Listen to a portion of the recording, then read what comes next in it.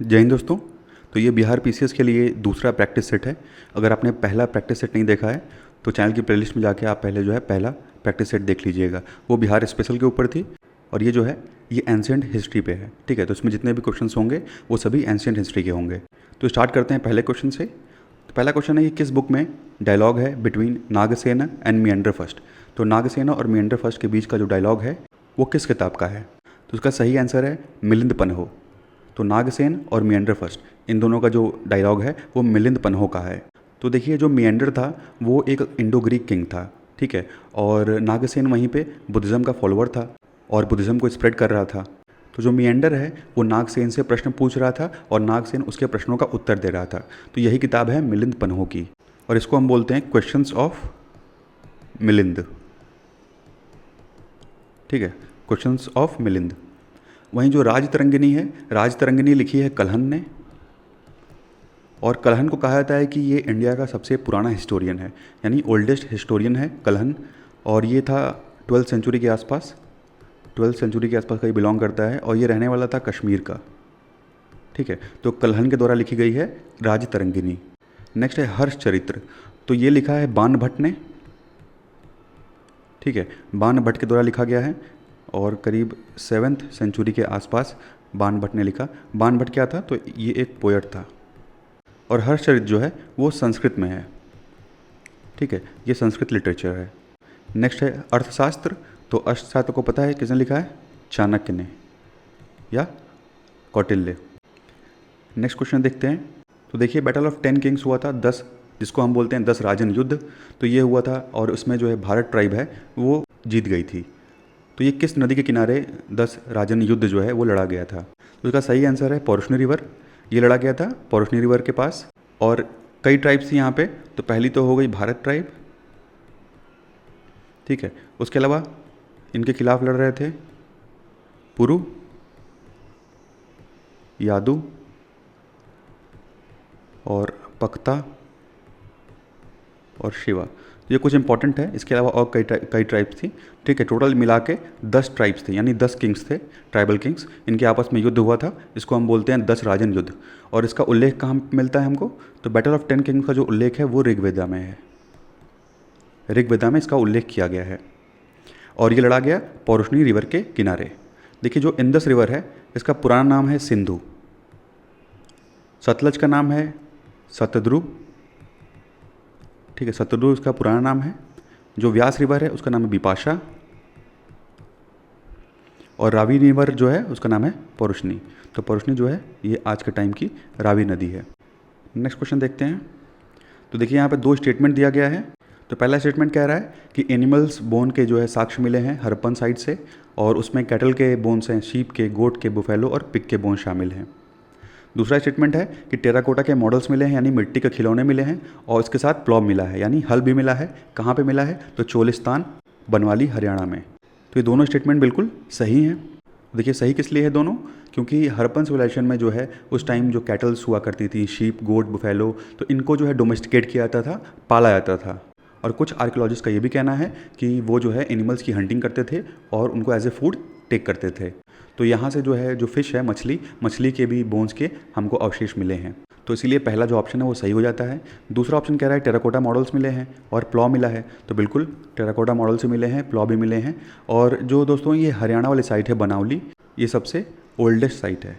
ठीक है, तो बनावली जो हरियाणा की साइट है ये करीब 7000 ईयर्स पुरानी साइट है, 7000 साल पहले की साइट है ये। ठीक है, तो ये अभी पूरे हड़प्पा, पूरे इंडस वैली सिविलाइजेशन की सबसे पुरानी साइट है बनवाली और ये प्रेजेंट है हरियाणा में।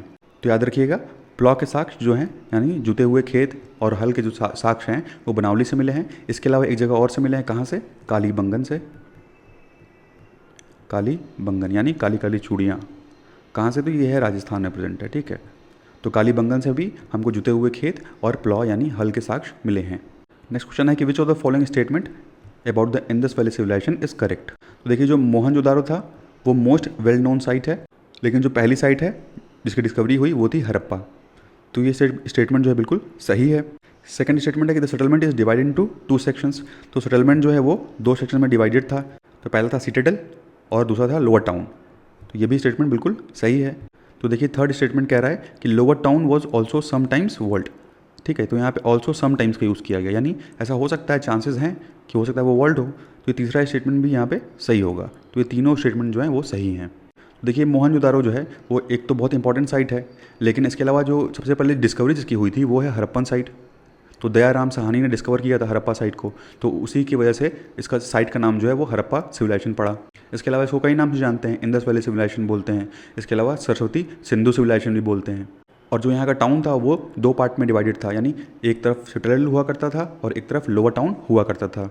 यानी हमको सोशल लेवल पे एक तरह से डिवीज़न देखने को मिल रहा है कि एक तरफ ऊंचे लोग रह रहे हैं जो ऊंचे जाति के हैं या ऊंचे कुल के हैं, और दूसरी तरफ लोअर टाउन में जो रह रहे हैं वो नीचे जाति के हो सकते हैं। तो ऐसा कुछ एजम्पशन है जो हमारे आर्कियोलॉजिस्ट हैं उनका। नेक्स्ट क्वेश्चन है कि which of the following inscription is bilingual in nature. इसमें से कौन सा इंस्क्रिप्शन बाइलिंगुअल है? तो उसका सही आंसर है कंधार इंस्क्रिप्शन। कंधार इंस्क्रिप्शन जो है वो बाइलिंगुअल है। कंधार इंस्क्रिप्शन किसका है? तो अशोका का है। ठीक है, अशोका से ये बिलोंग करता है। और कौन कौन सी लैंग्वेज है इसमें? तो ग्रीक है और ग्रीक के साथ अरेमिक भी है। ठीक है, तो ग्रीक और अरेमिक ये दोनों है कंधार इंस्क्रिप्शन में। अब बात करते हैं गिरनार की। तो गिरनार भी किससे बिलोंग करता है? अशोका से बिलोंग करता है। और ये कहाँ पे प्रेजेंट है? गुजरात में। ठीक है, तो गुजरात में एक एरिया है गिरनार, यहाँ पे प्रेजेंट है गिरनार इंस्क्रिप्शन। थर्ड देखिए मस्की इंस्क्रिप्शन। मस्की इंस्क्रिप्शन भी बिलोंग करता है अशोका से और ये प्रेजेंट है कर्नाटका में। ठीक है, कर्नाटका में प्रेजेंट है ये। कहाँ प्रेजेंट है? तो मस्की विलेज में। ठीक है, मस्की विलेज कर्नाटका में। उसके बाद लास्ट है बैरूत इंस्क्रिप्शन। ये कहाँ पे है? तो ये अपने बिहार में है बैरूत इंस्क्रिप्शन। Barbara caves. ठीक है, जो बारबरा केव्स हैं तो इसको बारबरा केव इंस्क्रिप्शन भी बोलते हैं। और ये भी किससे बिलोंग करता है? तो अशोका से ही बिलोंग करता है और ये बारबरा हिल्स में है। ठीक है, बारबरा हिल्स में प्रेजेंट है। नेक्स्ट क्वेश्चन देखिए, एक मोनेस्ट्री कंस्ट्रक्ट करने के लिए परमिशन जो है बोध गया में वो मेघवर्मन को दिया गया था, जो कि वो एक सिलोन का किंग था। तो किस गुप्ता एम्पायर ने जो है परमिशन दी थी बोध गया में एक मोनेस्ट्री को कंस्ट्रक्ट करने के लिए? तो उसका सही आंसर है समुद्रगुप्त। तो समुद्रगुप्त ने जो है ये परमिशन दी थी मेघवर्मन को। कुमारगुप्त कौन है? तो 5th सेंचुरी के आसपास जो है कुमारगुप्त का रूल रहा और कुमारगुप्त ने बनवाया सांची का स्तूप। नेक्स्ट है स्कंदगुप्त। तो स्कंदगुप्त भी जो है ये गुप्ता पीरियड से बिलोंग करते हैं और कुमारगुप्त के बाद आए थे स्कंदगुप्त। उसके बाद है चंद्रगुप्त सेकंड। इनको हम चंद्रगुप्त विक्रमादित्य भी बोलते हैं। ठीक है, चंद्रगुप्त विक्रमादित्य। और लगभग 4th सेंचुरी से 5th सेंचुरी के बीच में इनका रूल रहा। नेक्स्ट क्वेश्चन देखिए, who was the last ruler of Maurya dynasty. तो मौर्य पीरियड का लास्ट रूलर कौन था? तो बृहद्रथ। ठीक है, ये इसका लास्ट रूलर था और इसकी हत्या जो है पुष्यमित्र शुंग ने की। कब? 185 BC में। और उसके बाद शुंगा अम्पायर इस्टेब्लिश किया। नेक्स्ट है where did Gautam Buddha achieve nirvana. Gautam Buddha को निर्वाण की प्राप्ति कहाँ हुई? तो गया में हुई। तो देखिए गौतम बुद्धा को निर्वाण की प्राप्ति गया में हुई 35 साल के एज में। और ये एक पीपल के पेड़ के नीचे बैठे हुए थे। गया में कहाँ पे? तो उरुवेला में। और ये निरंजना नदी के किनारे है। और गौतम बुद्धा ने अपना जो पहला उपदेश है वो सारनाथ में दिया, जो कि वाराणसी में पड़ता है। और गौतम बुद्धा ने अपना शरीर त्याग किया कुशीनगर में और उसको हम बोलते हैं महापरिनिर्वाण। ठीक है, तो सारनाथ में इन्होंने पहला अपना सरमन दिया था और कुशीनगर में इन्होंने अपना शरीर त्याग किया था और लुम्बिनी में इनका जन्म हुआ था। कमेंट में बताइएगा कि गौतम बुद्धा का जन्म कब हुआ। नेक्स्ट क्वेश्चन देखिए, which Gupta ruler was known for extensive military conquest and was often called the Napoleon of India. Napoleon of India किसको कहा जाता है? तो उसका सही आंसर है समुद्रगुप्त। समुद्रगुप्त को बोला जाता है और चंद्रगुप्त फर्स्ट के लड़के हैं। ठीक है, किसके लड़के हैं? चंद्रगुप्त फर्स्ट के। और समुद्रगुप्त के ही कोर्ट में रहता था एक पोएट जिसका नाम था हरिसेन। हरिसेन जो है वो इन्हीं के कोर्ट में रहता था और इसी के द्वारा कंपोज किया गया है इलाहाबाद का इंस्क्रिप्शन। ठीक है, इलाहाबाद का जो पिलर इंस्क्रिप्शन है वो कंपोज किया है हरिसेन ने, या इसको हम प्रयाग प्रशस्ति भी बोलते हैं। ठीक है, प्रयाग प्रशस्ति। नेक्स्ट क्वेश्चन है which one of the following tools and innovations are typically associated with the mesolithic period. Mesolithic period से संबंध किसका है? तो उसका सही आंसर है माइक्रोलिथ्स एंड फिशिंग इम्प्लीमेंट्स। तो देखिए जो मेसोलिथिक पीरियड था उसको हम बोलते थे माइक्रोलिथ्स का पीरियड। ठीक है, माइक्रो यानी स्मॉल और लिथ वर्ड जहाँ भी आएगा इसका मतलब होगा स्टोन। ठीक है, छोटे छोटे स्टोन्स का पीरियड था मेसोलिथिक पीरियड। जैसा आपको पता है 3 पीरियड थे, पैलियोलिथिक, मीजोलिथिक और नियोलिथिक। पैलियो यानी ओल्ड, सबसे पुराना, मीजो का मतलब हो गया मिडिल वाला पीरियड जो है, और नियो का मतलब हो गया न्यू स्टोन एज। तो पैलियो मतलब ओल्ड स्टोन एज, मीजोलिथिक यानी मिडिल स्टोन एज, और नियोलिथिक का मतलब हो गया न्यू स्टोन एज। तो यहाँ पे बात किया है माइक्रोलिथ्स की, तो ये जो है मेसोलिथिक पीरियड से बिलोंग करता है। इसके अलावा मेसोलिथिक पीरियड में जो पॉलिश्ड स्टोन टूल्स हैं वो पाए गए हैं, और इसके अलावा कुछ फिशिंग इम्प्लीमेंट्स भी पाए गए हैं, यानी मछली मारने के लिए जो कांटा यूज़ होता है वो भी मिला है। वहीं अगर हम नियोलिथिक पीरियड में देखेंगे तो उस समय जो है नियोलिथिक पीरियड में हमको डोमेस्टिकेशन के साक्ष्य मिले, यानी जो जानवरों को पाला जाता था वो नियोलिथिक पीरियड में हुआ था। उसके अलावा हमको खेती के साक्ष्य भी जो हैं वो नियोलिथिक पीरियड से मिले हैं, और नियोलिथिक पीरियड से पॉटरी के भी अच्छे खासे एविडेंस मिले हैं। वहीं जो मेसोलिथिक पीरियड है वो मेनली फोकस्ड है किस पे, स्टोन टूल्स पे। नेक्स्ट क्वेश्चन है, which one of the following Gupta rulers is credited with promoting art, culture and learning during his rule. तो आर्ट एंड कल्चर को जो है किस रूलर ने प्रमोट किया? तो इसका सही आंसर है चंद्रगुप्त सेकंड। ठीक है, इनको हम चंद्रगुप्त विक्रमादित्य के नाम से भी जानते हैं, and he was a pattern of art and culture. और चंद्रगुप्त विक्रमादित्य के ही कोर्ट में 9 ज्वेल्स प्रेजेंट थे, 9 ज्वेल्स। ठीक है, यानी जिसको हम बोलते हैं नवरत्न। तो इन नवरत्न में शामिल थे अमर सिम्हा, धन्वंतरी, हरिसेन, कालिदास, शंकु, कहापनका, वराहमिहिर, वरुचि और वेताल भट्ट। ठीक है, वेताल भट्ट। तो अमर सिम्हा, धन्वंतरी, हरिसेन, कालिदास, शंकु, कहापनका, वराहमिहिर, वरुचि और वेताल भट्ट, ये 9 ज्वेल्स थे जो चंद्रगुप्त सेकंड के कोर्ट में प्रेजेंट थे। नेक्स्ट है, during which period humans transition from hunting and gathering to agriculture. यानी पहले जो है हंटिंग और गैदरिंग करते हुए बाद में एग्रीकल्चर का जो ट्रांजिशन है वो किस पीरियड से स्टार्ट हुआ? तो ये स्टार्ट हुआ दोस्तों न्यूलिथिक से। ठीक है, न्यूलिथिक पीरियड से स्टार्ट हुआ। तो पैलियो का मतलब ये हो गया ओल्ड स्टोन एज, ये हो गया मिडिल स्टोन एज, और न्यूलिथिक हो गया न्यू स्टोन एज। तो न्यूलिथिक स्टोन एज में क्या हुआ कि जो हंटर या गैदरर्स थे वो उनका जो लाइफस्टाइल था वो चेंज हो गया, और वो एग्रीकल्चर करने लगे, और साथ ही साथ जो एनिमल्स का डोमेस्टिकेशन है ये भी करने लगे न्यूलिथिक एज में। और इस पीरियड में हमको एग्रीकल्चर का डेवलपमेंट देखने को मिलता है, और इसके अलावा छोटे छोटे गांव भी इस टाइम में डेवलप होने लगे। और न्यूलिथिक एज में हमको पॉलिश स्टोन टूल्स के साक्ष्य मिले हैं। इसके अलावा पॉटरी और वीविंग के भी साक्ष्य मिले हैं, यानी जो मिट्टी के बर्तन हैं वो उसके साक्ष्य, और वीविंग यानी जो सिलाई कढ़ाई है उसके साक्ष्य। वहीं जो पैलियोलिथिक एज है इसको हम ओल्ड स्टोन एज बोलते हैं। यहाँ पे स्टोन टूल्स का तो यूज़ किया जा रहा था, लेकिन वो स्टोन टूल्स इतने पॉलिश्ड नहीं थे। और जो ये पैलियोलिथिक पीरियड है ये करीब 2.6 मिलियन ईयर से लेके 10,000 ईयर तक के बीच के पीरियड को हम बोलते हैं। और इस टाइम जो ह्यूमंस हुआ करते थे वो मेनली हंटर और गैदरर्स थे, यानी वो जानवरों को मारते थे और उसी से अपना भोजन करते थे। वहीं जो मेसोलिथिक पीरियड है जिसको हम मिडिल स्टोन एज बोलते हैं, जो कि पैलियोलिथिक और न्यूलिथिक पीरियड के बीच का टाइम पीरियड है। यहाँ पे धीरे धीरे क्या हुआ, जो स्टोन टूल्स थे उसमें हमको डेवलपमेंट देखने को मिला, और यहाँ पे अर्ली फॉर्म ऑफ एग्रीकल्चर के भी साक्ष्य मिले हैं, एविडेंस मिले हैं, और कहीं कहीं डोमेस्टिकेशन के भी एविडेंस मिले हैं हमको मेसोलिथिक पीरियड में। और मेसोलिथिक पीरियड के बाद ही धीरे धीरे ये लोग शिफ्ट हो गए एग्रीकल्चर में और डोमेस्टिकेशन में। तो इसीलिए हम मेसोलिथिक पीरियड को बोलते हैं semi sedentary way of life. तो पैलियोलिथिक में हंटर एंड गैदरर थे, और न्यूलिथिक आते आते इन्होंने डोमेस्टिकेशन वगैरह करना जो है स्टार्ट कर दिया। और मेसोलिथिक में जो है ये एक ट्रांजिशन फेज था, यानी पैलियोलिथिक और न्यूलिथिक के बीच का ट्रांजिशन फेज जो है वो मेसोलिथिक है। ठीक है, तो इसी पीरियड से धीरे धीरे ये शिफ्ट करना स्टार्ट किए, और धीरे धीरे इन्होंने एक कॉलोनी अपनी बसा ली, छोटे छोटे गाँव जो है वो बसा लिए। उसके बाद नेक्स्ट है आयरन एज, और आयरन एज में हमको ढेर सारे जो आयरन के टूल्स और वेपन्स हैं उसके एविडेंस मिले हैं। और आयरन एज जो है वो आया किसके बाद, तो ब्रॉन्ज एज के बाद, यानी जो चालकोलिथिक पीरियड है, चालकोलिथिक। तो चालको का मतलब होता है कॉपर और लिथिक का मतलब होता है स्टोन, यानी कॉपर स्टोन का पीरियड। तो इस पीरियड के बाद आया आयरन एज, और आयरन एज की वजह से क्या हुआ कि आयरन के प्लॉ डेवलप किए गए, यानी जो हल थे वो आयरन से बनाए गए, तो उसकी वजह से जो खेती थी उसमें इम्प्रूवमेंट देखने को मिला। तो जो एग्रीकल्चर प्रैक्टिसेस थी उसमें एडवांसमेंट आया, किसकी वजह से, आयरन की वजह से। और आयरन एज में ही हमको ट्रेड देखने को मिलता है, इसी पीरियड से जो है ट्रेडिंग वगैरह स्टार्ट हुआ। नेक्स्ट क्वेश्चन है what were the chief characteristic of Sangam age. तो पहला है फ्लोरिशिंग ट्रेड एंड अर्बनाइजेशन, दूसरा है the composition of classical Tamil literature. तो ये दोनों स्टेटमेंट जो है बिल्कुल सही है। तो संगम एज का जो टाइम पीरियड था वो 3rd सेंचुरी BC से लेकर के 3rd सेंचुरी AD तक था। और जो कृष्णा नदी और तुंगभद्रा नदी, कृष्णा और तुंगभद्रा नदी के किनारे जो है संगम एज फ्लरिश हुआ था। और संगम एज फेमस है अपने लिटरेचर के लिए, ठीक है। तो जिसको हम बोलते हैं संगम पोएट्री।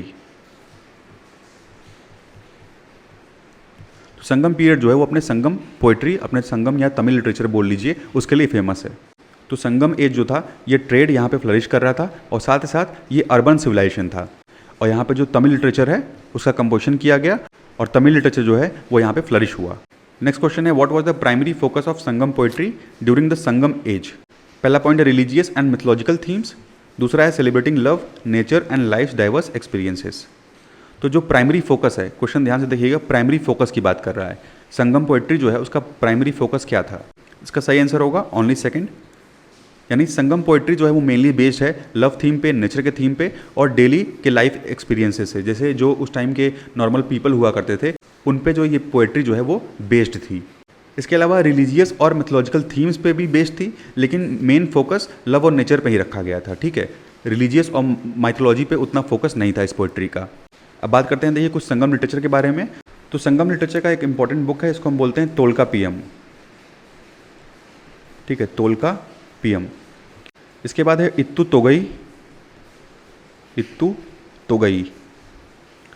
इसके बाद है पट्टू पट्टू। और इसके अलावा 2 इम्पॉर्टेंट एपिक्स भी हैं, ठीक है, 2 एपिक्स भी हैं इम्पॉर्टेंट। पहला है सीलापत्थीकरम और दूसरा है मणिमेगलई, ठीक है, सीलापत्थीकरम और मणिमेगलई। तो ये कुछ जो है तमिल संगम लिटरेचर्स हैं। नेक्स्ट क्वेश्चन देखते हैं which event mark the decline of Gupta empire. तो 6th सेंचुरी में गुप्ता एम्पायर का डिक्लाइन होने लगा और उसका रीज़न क्या था? इसका सही आंसर है द इन्वेजन ऑफ हुनास। तो 5th से 6th सेंचुरी के आसपास आप देखेंगे तो हमको इंडिया में हुन का जो आक्रमण है वो देखने को मिला और यही रीज़न था इम्पॉर्टेंट जिसकी वजह से जो गुप्ता एम्पायर है वो डिक्लाइन हुआ। और जो ये हुन्स थे ये कहाँ से आते थे? तो जो खाइबर पास है वहाँ से ये इंडिया में एंटर करते थे। तो ये one of the important reason था गुप्ता एम्पायर के डिक्लाइन होने का। नेक्स्ट क्वेश्चन देखिए, ये बात कर रहा है कि 6th सेंचुरी के आसपास कुछ रॉयल ऑफिसर्स जो है उनको नियुक्त किया गया था और इनका काम था कि जो ट्रैवलर्स हैं इनकी सेफ्टी ये देखेंगे। तो जो रॉयल ऑफिसर्स थे इनको किस नाम से उस टाइम बुलाते थे? तो इनको बोलते थे राजभत्ताज। तो पाली लिटरेचर में हमको ये साक्ष्य मिलता है कि उस टाइम 6th सेंचुरी के आसपास जो रॉयल ऑफिसर्स हुआ करते थे उनको हम राजभक्तास के नाम से बुलाते थे। वहीं जो कुछ बुद्धिस्ट टेक्स्ट हैं वो मेंशन करते हैं कमिकाज के बारे में, और कमिकाज जो थे वो उस टाइम के कस्टम ऑफिशियल्स हुआ करते थे, ठीक है, कस्टम ऑफिशियल। तो बुद्धिस्ट टाइम पीरियड पे कुछ जो कमिकाज नियुक्त किए गए थे जिनको हम बोलते थे कस्टम ऑफिशियल्स। तो जो सुल्का अध्यक्ष थे ये मॉडर्न टाइम पीरियड से बिलोंग करते हैं और ये काम करते थे टोल्स को कलेक्ट करने का, या बोल लीजिए कस्टम्स, ठीक है, टोल या कस्टम को कलेक्ट करने का काम करते थे सुल्का अध्यक्ष। उसके बाद लास्ट है निष्का। इसका उल्लेख हमको मिलता है ऋग्वेदा में और ये कहा है कि निष्का जो है एक टाइप का क्वाइन हुआ करता था। नेक्स्ट क्वेश्चन देखते हैं which is the longest pillar of Ashoka. Ashoka का सबसे लॉन्गेस्ट पिलर जो है वो कौन सा है? उसका सही आंसर है 7th पिलर। तो देखिए जो अशोका का जो पहला पिलर था वो बात करता था कि अशोका जो है वो अपने लोगों को प्रोटेक्शन प्रोवाइड करेगा, तो लोगों को प्रोटेक्शन प्रोवाइड करने की बात करता था पहला पिलर। दूसरा धम्मा को डिफाइन करता था, यानी धम्मा ट्रुथ है, प्योरिटी है, तो धम्मा को डिफाइन करता था दूसरा पिलर। और जो तीसरा पिलर है अशोका का, इसमें अशोका ने लोगों से कहा है कि लोगों को काइंड नेचर रखना चाहिए दूसरे के प्रति, ठीक है, दूसरे के प्रति काइंड बिहेवियर, पोलाइट बिहेवियर रखना चाहिए। उसके बाद चौथा पिलर है, इसमें राजुकाज अपॉइंट किए गए हैं और ये राजुकाज क्या करेंगे? ये धम्मा को स्प्रेड करेंगे, ठीक है, तो राजुकाज अपॉइंट किए गए हैं और ये धम्मा को स्प्रेड करने का काम करेंगे। ये 4th पिलर एडिक्ट में कहा गया है। उसके बाद 5वां पिलर है। 5वें पिलर में अशोका ने कहा है कि जो एनिमल्स हैं किस किस दिन एनिमल सेक्रीफाइस नहीं होगी, तो ये दिन बताया गया है 5वें पिलर में। और साथ ही साथ कुछ प्रिजनर्स को रिलीज़ करने की बात भी लिखी गई है 5वें पिलर में, कि कुछ ऐसे अपराधी थे जिनको अशोका ने बाद में छोड़ दिया, तो इसका भी उल्लेख जो है वो 5th पिलर एडिक्ट में किया गया है। उसके बाद जो 6ठा पिलर है उसमें अशोका ने अपनी धम्मा की पॉलिसी के बारे में बताया है। और जो 7th पिलर है ये सबसे लॉन्गेस्ट पिलर है, ठीक है, इसमें सबसे ज़्यादा लिखा गया है। इसमें अशोका ने बताया है कि धम्मा पॉलिसी को लेके अशोका ने क्या क्या काम किए हैं। और इस 7th पिलर को हम बोलते हैं दिल्ली टोपरा पिलर, ठीक है, दिल्ली टोपरा पिलर के नाम से भी जानते हैं, और सबसे लंबा पिलर 7th पिलर है। नेक्स्ट क्वेश्चन है, consider the following statement about 6 सब स्कूल ऑफ वेदांता। तो वेदांता के सब स्कूल्स के बारे में दिया गया है। पहला स्टेटमेंट है, Advaita state that both the individual self atman and Brahman are the same and knowing the difference causes liberation. यानी अगर आपको आत्मन और ब्राह्मण के बारे में पता है तो आपको मोक्ष मिल सकता है, लिबरेशन मिल सकता है। दूसरा स्टेटमेंट है, द्वैतवाद स्टेट दैट द ब्राह्मण is highest reality the controller of all. तो द्वैतवाद ये कह रहा है कि ब्राह्मण जो है वो हाईएस्ट रियलिटी है जो सभी चीज़ों को कंट्रोल करता है। तो उसका सही आंसर है बोथ 1 और 2, दोनों स्टेटमेंट जो हैं वो सही हैं। तो देखिए जो वेदांता स्कूल है वो 6 सब स्कूल्स में डिवाइडेड है। तो पहला है अद्वैत, और अद्वैत जो है ये स्टार्ट किया गया था आदि शंकराचार्य के द्वारा, ठीक है, आदि शंकराचार्य ने स्टार्ट किया था अद्वैत। और अद्वैत फिलॉसफी में कहा गया है कि जो आत्मा है और जो ब्रह्म है, आत्मा और ब्रह्म दोनों सेम है, और जिसको इनका रियलाइजेशन हो गया, जो समझ गया कि आत्मा और ब्राह्मण एक ही हैं, वो मोक्ष पालेगा, वो लिबरेट हो जाएगा। तो इसके हिसाब से पहला जो स्टेटमेंट है वो सही है। उसके बाद दूसरा है विशिष्ट अद्वैत, और ये स्टार्ट किया गया रामानुजा के द्वारा,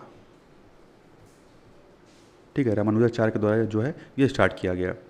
तीसरा है द्वैत, और ये स्टार्ट किया माधवाचार्य ने, ठीक है, माधवाचार्य ने स्टार्ट किया द्वैत। उसके बाद है द्वैतवाद, और द्वैतवाद स्टार्ट किया निम्बार्का ने, ठीक है, द्वैतवाद निम्बार्का ने। उसके बाद है शुद्ध अद्वैत, और शुद्ध अद्वैत स्टार्ट किया वल्लभाचार्य ने, वल्लभाचार्य, ठीक है, शुद्ध अद्वैत। उसके बाद जो 6ठा स्कूल है वो है अचिंत्य भेद अभेद, अचिंत्य भेद अभेद, ठीक है, ये स्टार्ट किया चैतन्य महाप्रभु ने, चैतन्य महाप्रभु के द्वारा स्टार्ट किया गया अचिंत्य भेद अभेद। नेक्स्ट क्वेश्चन देखते हैं, which one of the following sect is the third sect of Jain beside Shvetambar and Digambar. Shvetambar और दिगंबर के अलावा तीसरा जो है जैन सेक्ट कौन सा है। तो उसका सही आंसर है यपनिया सेक्ट। तो यपनिया सेक्ट जो है दोस्तों ये बिलोंग करता है कर्नाटका से, ठीक है, कर्नाटका से ये बिलोंग करता है। और ये जो यपनिया सेक्ट है ये इस समय जो है एक्सटेंट हो चुका है, ठीक है, और उस समय के राजा थे उस टाइम कर्नाटका में मृगसेन वर्मा, ठीक है, मृगसेन वर्मा, और इन्होंने रूल किया 475 AD से लेके 490 AD के बीच में। और मृगसेन वर्मा के द्वारा यपनिया सेक्ट को एक जैन टेम्पल भी डोनेट किया गया था। और मृगसेन वर्मा जो हैं ये थे कदम्बा किंग, ठीक है, ये कदम्बा के राजा थे। वहीं जो महायान सेक्ट है और जेन सेक्ट है ये क्या है, जैसे बुद्धिज़्म में क्या है, महायान है और हीनयान है। इसके अलावा थेरावाद भी बुद्धिज़्म से बिलोंग करता है, वज्रयान भी बुद्धिज़्म से बिलोंग करता है, और जो जेन सेक्ट है ये भी बुद्धिज़्म से बिलोंग करता है। नेक्स्ट क्वेश्चन देखते हैं। तो देखिए यहाँ मैच द फॉलोइंग दिया हुआ है और बुक और ऑथर दिया है, ठीक है, इसमें मैच करना है। तो पहला है नाट्यशास्त्र, ये किसके द्वारा लिखा गया है। तो नाट्यशास्त्र लिखा है भरत मुनि ने, ठीक है, भरत मुनि के द्वारा नाट्यशास्त्र लिखा गया है। और नाट्यशास्त्र में नाम से समझ में आ रहा होगा कि इसमें डांस, ड्रामा और म्यूज़िक के बारे में इन्होंने लिखा है। इसके बाद है विक्रम उर्वशी। विक्रम उर्वशी जो है एक प्ले है संस्कृत का, और इसको लिखा है कालिदास ने, और इसमें विक्रम राजा और उर्वशी की कहानी है, ठीक है, तो ये एक संस्कृत प्ले है। उसके बाद है सूर्य सिद्धांत। सूर्य सिद्धांत लिखा है आर्यभट्ट ने, और सूर्य सिद्धांत में इन्होंने जो प्लैनेट है उनके मोशंस के बारे में और सन के अराउंड प्लैनेट्स जो हैं वो रिवॉल्व करते हैं इसके बारे में बताया है सूर्य सिद्धांत में। नेक्स्ट है कामसूत्र। कामसूत्र लिखा है वात्सायन ने, तो उसका सही आंसर होगा B. Next question, which historical figure was identified as Ekarat. Ekarat किसको कहा गया है। देखिए एकारत कहा गया है महापद्मा नंद को। इसके अलावा महापद्मानंद को सर्व शतरंका भी बोला गया है, यानी क्षत्रियों का नाश करने वाला। वहीं जो धनानंद है ये आपको पता है कि नंदा डायनेस्टी का लास्ट रूलर था, और धनानंद को ही हराया किसने, चंद्रगुप्त मौर्य ने, और मौर्य साम्राज्य की स्थापना की। और कौटिल्य, चाणक्य भीम को हम बोलते हैं, और चंद्रगुप्त मौर्य के ये गुरु थे, और इनके द्वारा लिखा गया अर्थशास्त्र। ठीक है, अर्थशास्त्र इनके द्वारा लिखा गया, जिसमें इन्होंने स्टेट की इकोनॉमिक पॉलिसी और स्टेट की मिलिट्री स्ट्रैटेजी के बारे में बताया है। नेक्स्ट है, in the western Deccan where was the capital of Chalukyas located. Chalukyas की जो कैपिटल थी वो कहाँ पे थी? इसका सही आंसर है वतापी। चालुक्याज की जो कैपिटल थी वो थी वतापी, और वतापी अभी कहाँ पड़ता है? कर्नाटका में। ठीक है, कर्नाटका में पड़ता है वतापी। उसके बाद है उज्जैन, तो यहीं पे प्रेजेंट है उज्जैन में महाकालेश्वर मंदिर, ठीक है, जो कि 12 ज्योतिर्लिंग में से एक है। मदुरई, मदुरई लोकेटेड है तमिलनाडु में, और मदुरई को बोलते हैं एथेंस ऑफ द ईस्ट। ठीक है, एथेंस ऑफ ईस्ट, और यहीं पे प्रेजेंट है मीनाक्षी अम्मा टेम्पल, मीनाक्षी अम्मा टेम्पल। लास्ट है वेल्लोर, वेल्लोर प्रेजेंट है तमिलनाडु में, और वेल्लोर में ही प्रेजेंट है वेल्लोर का किला यानी वेल्लोर फोर्ट, जो कि बनाया गया था 16वीं सेंचुरी के आसपास। नेक्स्ट देखते हैं, what is the nature of the Upanishads. जो हमारे उपनिषद्स हैं उनका नेचर कैसा है? तो इसका सही आंसर है it is the source of Hindu philosophy, यानी जो हिंदू फिलॉसफी है उसका सोर्स है उपनिषद। तो देखिए, उपनिषद में जो है हिंदुज़म की जो फिलॉसफी है, फंडामेंटल फिलॉसफी, वो दिया गया है उपनिषद में।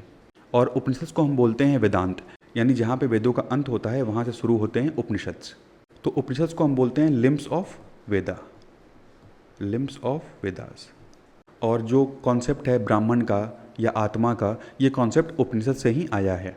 और हिंदुज़म में करीब 200 से ज़्यादा उपनिषद हैं, लेकिन जो मेन इंपॉर्टेंट हैं वो 108 उपनिषद हैं। तो यहाँ देखिए, ट्रिकी क्वेश्चन बन सकता है कि हिंदुज़म में 200 प्लस उपनिषद प्रेजेंट तो हैं, लेकिन इंपॉर्टेंट 108 हैं। लेकिन अगर क्वेश्चन ऐसा देगा कि 200 से अधिक उपनिषद हैं, तो ये बिल्कुल स्टेटमेंट सही होगा। नेक्स्ट क्वेश्चन है, which structure held the distinction of being the largest in the Indus valley civilisation. तो इंडस वैली सिविलाइजेशन का सबसे बड़ा स्ट्रक्चर कौन सा है? तो देखिए, यहाँ बहुत लोग सोचेंगे ग्रेट बात है, नहीं, ग्रैनरी है। ठीक है, इंडस का सबसे बड़ा स्ट्रक्चर ग्रैनरी है, यानी जहाँ पे जो अनाज है वो स्टोर करके रखा जाता था। देखिए, इंडस सिविलाइजेशन में जो ग्रैनरी प्रेजेंट है वो ऐसे 2 रो में बनी हुई है। ठीक है, ऐसे 2 रो है, और हर रो में 6 ग्रैनरीज प्रेजेंट हैं। ठीक है, हर रो में 6 ग्रैनरी प्रेजेंट है, यानी टोटल 12 ग्रैनरीज का जो है ऐसे पेयर हुआ करता था। वहीं जो ग्रेट बात है वो कहाँ प्रेजेंट है? तो मोहनजोदड़ो में प्रेजेंट है, जो कि अभी प्रेजेंट टाइम में पाकिस्तान में पड़ता है। Next question, what alternative name was used for Bimbisara. Bimbisara को और किस नाम से जानते हैं? तो हम जानते हैं बिम्बिसार को श्रेनिक नाम से। ठीक है, श्रेनिक। तो जैन लिटरेचर्स के अकॉर्डिंग कहा जाता है कि बिम्बिसार जो था वो हर्यंक वंश का फाउंडर था, और श्रेनिक नाम से इसको हम जानते थे। एकारत किसको बोलते हैं? तो एकारत बोलते हैं महापद्मा नंद को, जो कि नंदा डायनेस्टी का फाउंडर है। और एकारत के अलावा महापद्मानंद को सर्व शस्त्रांकत भी बोलते थे, यानी क्षत्रियों का नाश करने वाला। नेक्स्ट क्वेश्चन देखते हैं, which ruler among the following is famously refer to as Napoleon of India. Napoleon of India किस रूलर को कहा जाता है? तो ये कहा जाता है समुद्रगुप्त को। तो समुद्रगुप्त की जो पॉलिसी थी वॉरफेयर की, उस पॉलिसी की वजह से समुद्रगुप्त को हम बोलते हैं नेपोलियन ऑफ इंडिया। वहीं जो अशोका हैं, इनको हम जानते हैं देवानाम पियदासी के नाम से। तो जो बुद्धिस्ट स्क्रप्चर्स हैं उसमें अशोका को देवानाम पियदासी के नाम से लिखा गया है। उसके अलावा अशोका का असली नाम क्या था? तो अशोक वर्धन, अशोक वर्धन था अशोका का असली नाम। ठीक है, ये सब जो है बुद्धिस्ट टेक्स्ट के हिसाब से है। उसके बाद है चंद्रगुप्त फर्स्ट, और इनको बोलते थे महाराजा धीराज, यानी great king of Kings. Last है स्कंदगुप्त, स्कंदगुप्त को बोलते थे सेवियर ऑफ इंडिया। ठीक है, सेवियर ऑफ इंडिया। तो समुद्रगुप्त जो है उनको हम बोलते हैं Napoleon of India. Next question है, who is the author for the Telugu epic Amuktamalyada. Amuktamalyada के राइटर कौन है? तो उसका सही आंसर है कृष्णदेवराय। देखिए, बीपीएससी इस समय जो है विजयनगर एम्पायर से बहुत क्वेश्चंस पूछ रहा है, तो एक बार आप विजयनगर एम्पायर जो है वो अच्छे से प्रिपेयर कर लीजिएगा। तो कृष्णदेवराय जो है ये बिलोंग करते थे विजयनगर एम्पायर से, और 1509 से लेके 1530 तक जो है इनका रूल रहा, और इन्होंने ही लिखा है अमुक्तमाल्यदा। तो अमुक्तमाल्यदा जो है वो एक पोयम है, और ये तेलुगु में लिखी गई है। और किसके ऊपर है? तो ये डेडिकेटेड है लॉर्ड वेंकटेश्वरा को, वेंकटेश्वर भगवान को ये डेडिकेटेड है।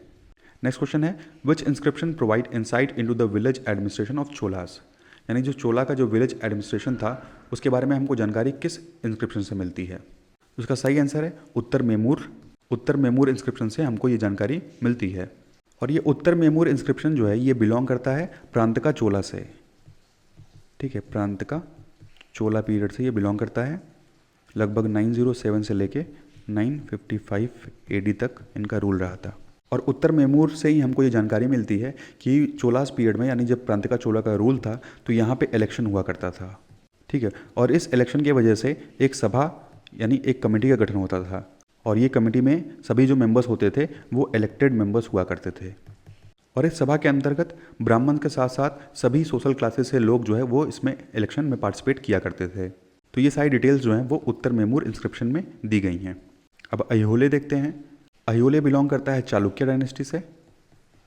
ठीक है, चालुक्य पीरियड का है अहियोले इंस्क्रिप्शन 6th सेंचुरी का।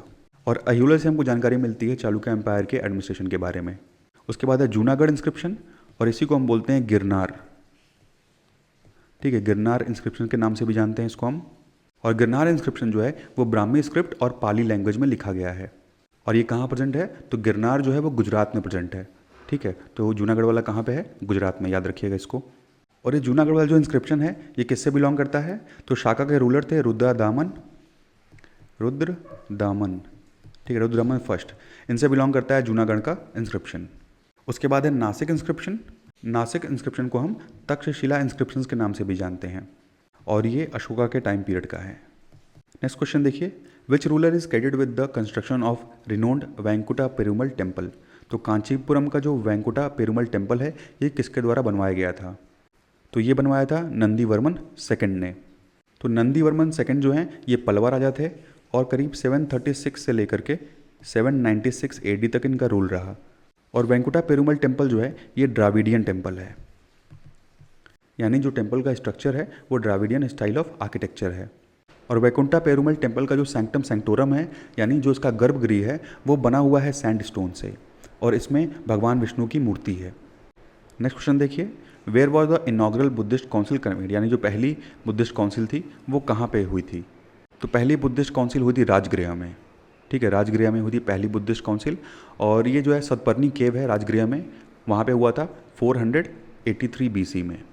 483 BC में हुआ था, और इसको प्रिसाइड किया था महाकश्यपा ने। और इस टाइम रूल किसका था, तो अजातशत्रु का रूल था। और इसी बुद्धिस्ट काउंसिल में जो 3 पिटक थे उनको जो है कंपाइल किया गया था। उसके बाद जो सेकंड बुद्धिस्ट काउंसिल थी ये वैशाली में कंडक्ट की गई 383 BC में, और इसको प्रिसाइड किया सब्बकामी ने।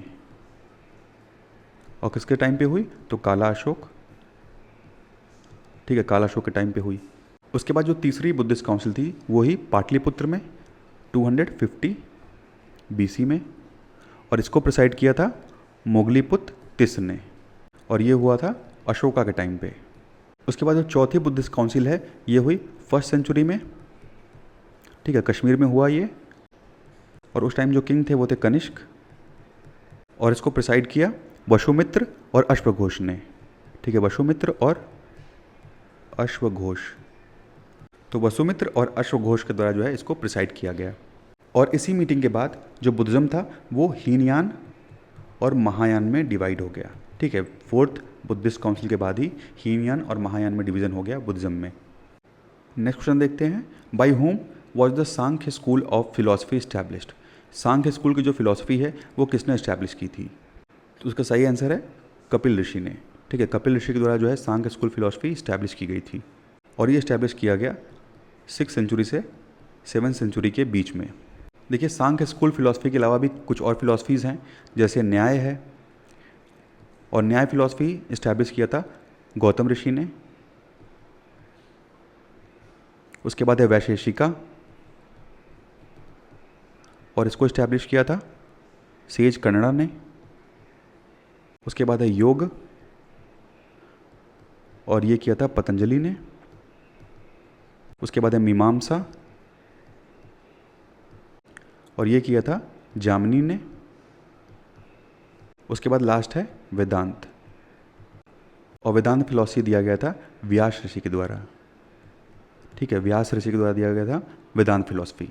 तो टोटल 6 फिलॉसफीज़ हैं, सांख्य फिलॉसफी कपिल के द्वारा, न्याय फिलॉसफी गौतम के द्वारा, वैशेषिका फिलॉसफी कन्नड़ के द्वारा, योगा पतंजलि, और मीमांसा जामिनी के द्वारा, और वेदांत जो है वो व्यास ऋषि के द्वारा। नेक्स्ट क्वेश्चन देखिए, तो अहर सिविलाइजेशन के बारे में कुछ स्टेटमेंट दिया हुआ है। The native of Ahar knew copper smelting, यानी अहर सिविलाइजेशन के जो लोग थे वो कॉपर की स्मेल्टिंग के बारे में जानते थे। दूसरा है rice was unknown to them, इनको राइस के बारे में नहीं पता था। तीसरा metal work was one of the mean of economy of Ahar, यानी मेटल वर्क पे डिपेंडेंट थे, इनकी इकोनॉमी जो है वो मेटल वर्क पे डिपेंडेंट थी।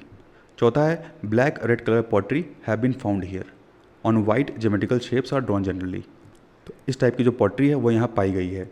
देखिए जो सेकंड स्टेटमेंट है rice was unknown to them, तो ऐसा तो है नहीं क्योंकि ये सिविलाइजेशन जो है ये बिलोंग करती है गुजरात से, ठीक है। दूसरा स्टेटमेंट यहाँ पे गलत होगा। सही आंसर है 1, 3 एंड 4। तो देखिए अहर सिविलाइजेशन जो है ये राजस्थान की सिविलाइजेशन है और ये बिलोंग करती है चालकोलिथिक पीरियड से, यानी copper and stone period, Chalcolithic period से ये बिलोंग करती है। तो सीधी बात है इनको कल्टीवेशन के बारे में तो पता होगा ही। नेक्स्ट क्वेश्चन देखते हैं, which Greek envoy was sent to the court of Chandragupta Maurya. तो चंद्रगुप्त मौर्य के कोर्ट में जो है कौन सा ग्रीक आया था, तो उसका सही आंसर है मेगास्थनीज, और मेगास्थनीज के द्वारा लिखी गई है इंडिका। और किसके भेजने पे मेगास्थनीज इंडिया आया था, तो ये आया था सेल्यूकस निकेटर के भेजने पे, और सेल्यूकस निकेटर जो है वो सेल्यूसिड डायनेस्टी का राजा था। नेक्स्ट क्वेश्चन देखिए, who among the following monarch was the offspring of Vakataka king Rudrasena first. तो पूछा है कि रुद्रसेन फर्स्ट का जो है ऑफ स्प्रिंग यानी लड़का कौन है, तो पृथ्वीराज सेन। तो पृथ्वीराज सेन जो हैं ये रुद्रसेन के लड़के हैं, और इनके बारे में हमको जानकारी मिलती है वकाटाका इंस्क्रिप्शन से, ठीक है, वकाटाका इंस्क्रिप्शन से जानकारी मिलती है। और पृथ्वीराज सेन को वकाटाका के इंस्क्रिप्शन में कहा गया है एज युधिष्ठिर, ठीक, महाभारत वाले युधिष्ठिर जो है इनको रिफर किया गया है। नेक्स्ट क्वेश्चन है, which one of the following archaeological sites has provided evidence of dog skeleton. Dog skeleton और ह्यूमन स्केल्टन को कहाँ पे साथ में बरी किया गया है, इसका एविडेंस हमको कहाँ मिलता है, तो उसका सही आंसर है बुरजोहम। बुरजोहम जो है दोस्तों पड़ता है कश्मीर में, ठीक है, कश्मीर वैली में, और यहाँ पे हमको साक्ष्य मिले हैं कि ह्यूमन और डॉग के स्केल्टन को एक साथ जो है ज़मीन में गाड़ा गया है। और ब्रह्मगिरी इंस्क्रिप्शन किससे बिलोंग करता है, तो अशोका से बिलोंग करता है। और जो मस्की इंस्क्रिप्शन है ये भी अशोका से बिलोंग करता है। और जो चिरंद है ये कहाँ प्रेजेंट है, ये बिहार में प्रेजेंट है, कौन से डिस्ट्रिक्ट में, सारण में, और ये बिहार की पहली न्यूलिथिक साइट है, ठीक है। चिरंद जो है वो बिहार की पहली न्यूलिथिक साइट है, और ये कहाँ प्रेजेंट है, तो गंगा और घाघरा के किनारे, ठीक है, गंगा और घाघरा नदी के किनारे प्रेजेंट है चिरंद साइट। नेक्स्ट क्वेश्चन देखिए, तो यहाँ पे कुछ हिस्टोरिकल प्लेसेस दिए गए हैं और इनको मैच करना है। देखिए जो बुरजोहम साइट है ये कश्मीर वैली में है, और बुरजोहम जो है वो नियोलिथिक है, और यहाँ पे दिया है रॉक कट श्राइन्स, तो यहाँ पे रॉक कट श्राइन्स नहीं प्रेजेंट है, बल्कि यहाँ से छोटे छोटे नियोलिथिक जो टूल्स हैं वो हमको मिले हैं बुरजोहम से। उसके बाद है चंद्रकेतुगढ़। चंद्रकेतुगढ़ जो है ये गंगा डेल्टा में लोकेटेड है, वेस्ट बंगाल में पड़ता है ये, और यहाँ से ट्रेडिंग वगैरह उस टाइम हुआ करती थी, तो यहाँ पे टेराकोटा आर्ट जो है वो पाया गया था। स्टेटमेंट ये वाला सही है, पहला स्टेटमेंट जो है गलत है। तीसरा है गणेश्वर, और गणेश्वर जो है इसको हम बोलते हैं गणेश्वर जोधपुर कल्चर, और गणेश्वर जोधपुर कल्चर बिलोंग करता है राजस्थान से, और यहाँ पे कॉपर के जो आर्टिफैक्ट्स हैं वो पाए गए हैं, तो सेकंड और थर्ड जो है वो सही है, डी इसका आंसर हो जाएगा। नेक्स्ट क्वेश्चन है, बोगस कोई इंस्क्रिप्शन। बोगस कोई इंस्क्रिप्शन जो है वो इंपॉर्टेंट क्यों है, उसका सही आंसर है क्योंकि बोगस कोई इंस्क्रिप्शन में वैदिक गॉड और गॉडेसेस के हमको नाम मिलते हैं, और ये इंस्क्रिप्शन कहाँ प्रेजेंट है, तो टर्की में, ठीक है, टर्की में ये प्रेजेंट है, और इसमें जो है वैदिक गॉड्स के नाम दिए गए हैं, जैसे इंद्र, वरुण, मित्र, ठीक है, तो ऐसे नाम्स दिए गए हैं, यानी जो हमारे वैदिक गॉड्स हैं, गॉडेसेस हैं, उनके नाम दिए गए हैं बोगस कोई इंस्क्रिप्शन में, और ये प्रेजेंट है टर्की में। नेक्स्ट क्वेश्चन है, what was the ancient name of the world famous tourist destination Sanchi. Sanchi का पुराना नाम क्या है, तो सांची को हम जानते थे ककनाम नाम से, ठीक है। इसके अलावा सांची का कई नाम है, जैसे काकानया और ककनाम नाम से इसको जानते हैं। और सांची स्तूप जो है वो एक वर्ल्ड हेरिटेज साइट भी है, ठीक है, यूनेस्को की ये वर्ल्ड हेरिटेज साइट भी है। Next question, who author the play Chudamani. Chudamani जो प्ले है उसके ऑथर कौन है, तो इसके ऑथर हैं शक्तिभद्र। शक्तिभद्र के द्वारा लिखा गया है चूड़ामणि, और चूड़ामणि जो है वो एक संस्कृत प्ले है, और शक्तिभद्र जो है ये बिलोंग करते हैं केरला से। अब इसे आपने भावभूति का नाम भी सुना होगा, तो मालती माधव और उत्तरमा चरित्र, ठीक है, मालती माधव और उत्तरमा चरित्र ये लिखा गया है भावभूति के द्वारा। नेक्स्ट क्वेश्चन देखिए, with reference to the religious history of India consider the following statement. पहला स्टेटमेंट है, the concept of Bodhisattva is central to Hinayana sect of Buddhism. तो बोधिसत्वा का जो कॉन्सेप्ट है वो हीनयाना से बिलोंग करता है। दूसरा स्टेटमेंट कह रहा है कि Bodhisattva is a compassionate one on his way to enlightenment, यानी जो एनलाइटमेंट के रास्ते पे होगा उसी को हम बोधिसत्वा बोलेंगे। तीसरा स्टेटमेंट देखिए, ये कह रहा है कि बोधिसत्वा वो होते हैं जो अपना सेल्वेशन डिले कर दें, दूसरों के लिए जो है अपना सेल्वेशन वो डिले कर देते हैं। उसका सही आंसर है 2 और 3। बोधिसत्वा जो है वो कॉन्सेप्ट है महायान का, ठीक है, हीनयान का नहीं है ये महायान का कॉन्सेप्ट है बोधिसत्वा। बोधिसत्वा 2 वर्ड से मिलकर बना है, बोधि और सत्व। बोधि का मतलब होता है एनलाइटमेंट और सत्व का मतलब होता है स्पिरिट, यानी the spirit which is enlightened. Next question देखिए, the doctrine of 3 jewels, right to faith, right to action and right to knowledge, ये किससे संबंधित है? तो 3 ज्वेल्स हमको देखने को मिलते हैं किसमें? जैनिज्म में। Right to faith, right to action and right knowledge. तो ये जैन की फिलॉसफी है और इसमें बात की गई है त्रिरत्न की। तो जैनिज्म कहता है कि आपको अगर मोक्ष पाना है, सेल्वेशन अचीव करना है, तो आपको ये 3 जो त्रिरत्न है वो फॉलो करने पड़ेंगे। Next question, which one of the following is described as knight of destruction? Knight of destruction किसको कहा गया है? नाइट ऑफ डिस्ट्रक्शन कहा गया है कीर्तिवर्मन फर्स्ट को। और कीर्तिवर्मन फर्स्ट किससे बिलोंग करते हैं? तो ये थे वतापी के चालुक्य,